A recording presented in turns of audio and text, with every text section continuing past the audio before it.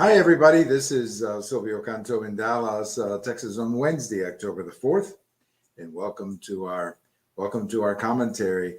It was a pretty good day today for a few baseball teams: the Rangers, the Twins, the D-backs, and the Phillies. It looks like they're all going to go to the next round after winning the first two games of their series. So, this experiment with the wild card series is something brand new, and I think fans like me are getting used to it.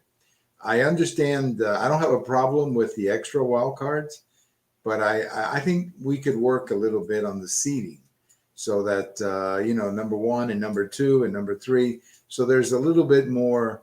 I think a better setting for what numbers they are in the tournament. But that's something for the off season. But so far, it's been it's a great year for baseball because I think that the biggest thing they did was to eliminate the shift, which I think made the game a lot more interesting again. And then, of course, I think the clock, something that I was opposed to at the beginning of the year, but something that I've come to like. It has clearly made the games a lot more interesting. You have a lot more 2.5 hour games, which I think make it a lot easier for people to watch, especially on TV. So congratulations to the Rangers here in Texas, to the Phillies of Philadelphia, the Twins of Minnesota, and the D-backs of Arizona. They're going to move on to the next level of the playoffs. Well, a little chaos in the House of Representatives, as you know, and it's the kind of chaos that I frankly have trouble with because I'm not a big fan of chaos. But when you've got less than 10 Republicans bringing down the speaker because they get together with the Democrats, basically less than 10 Republicans joined the entire Democrat caucus to bring down a Republican speaker who I thought was doing a pretty decent job. I just don't know. That just doesn't make any sense to me. I'm trying to figure out what is the benefit of doing this. If you're not happy with McCarthy, well, try to work with him, try to persuade him.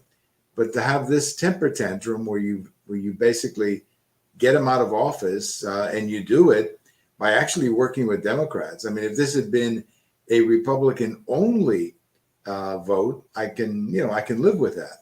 But this is not a Republican only vote. This is a very small number of Republicans who joined forces with Democrats to bring down the speaker.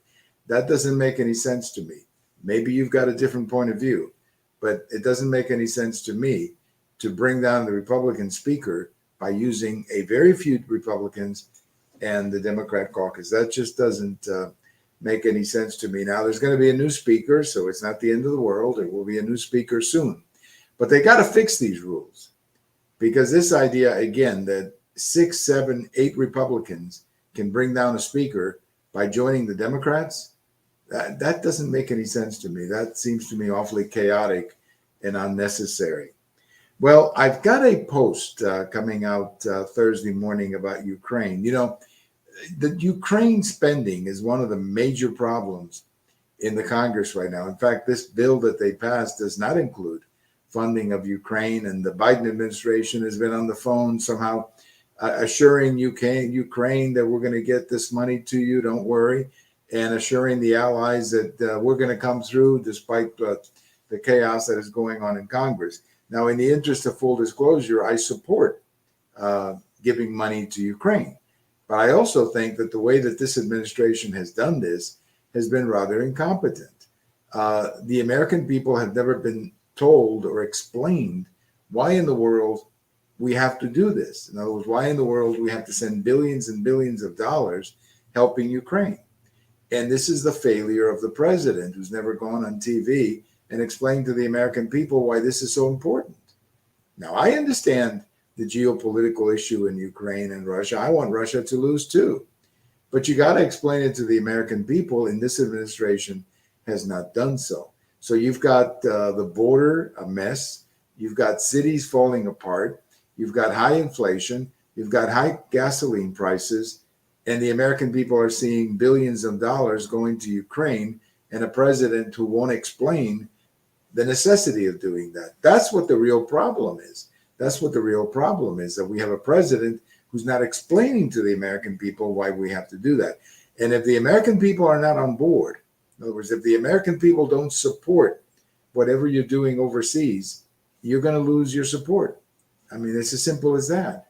You're going to lose the Congress, which is what's happening right now to President Biden on Ukraine. So he's got to get his act together and explain to the American people why we need to do this.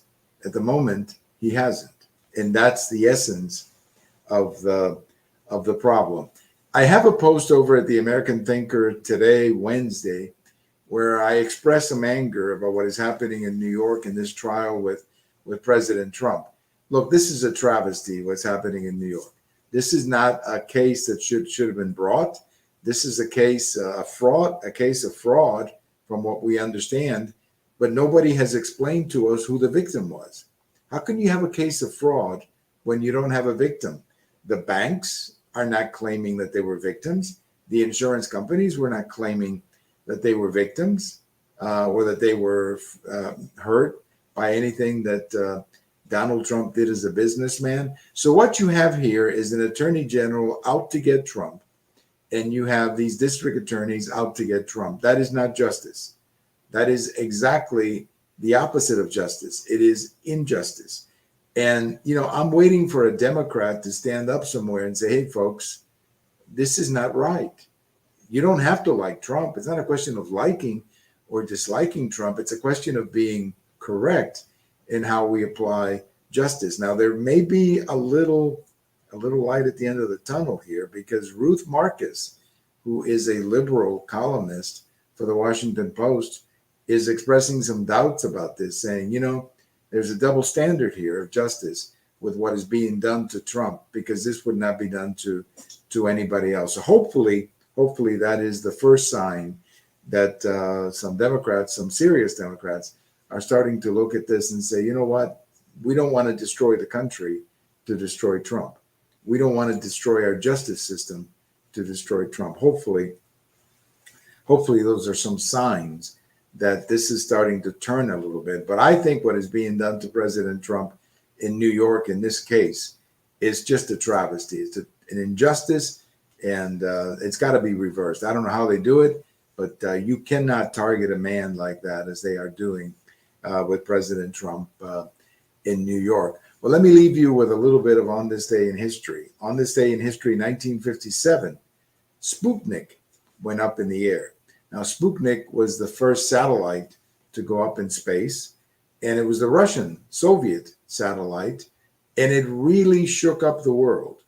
And there's a very interesting movie, by the way, about this called October Sky. It's a fascinating movie about one of the young men who became a NASA engineer and was a big part of designing many of the missions to space. Homer Wickham is the name of the man, Homer Wickham, and he grew up in West Virginia, and he became fond of the space program when he heard about Sputnik that night.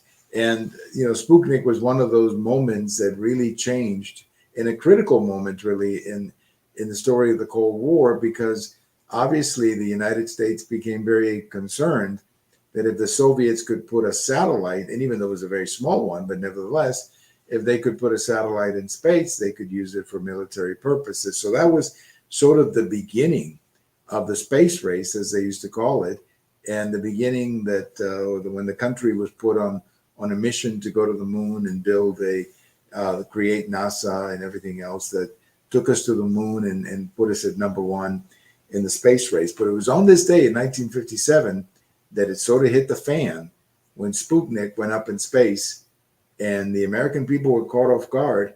I'm not sure if the Eisenhower administration was caught off guard, but the country was.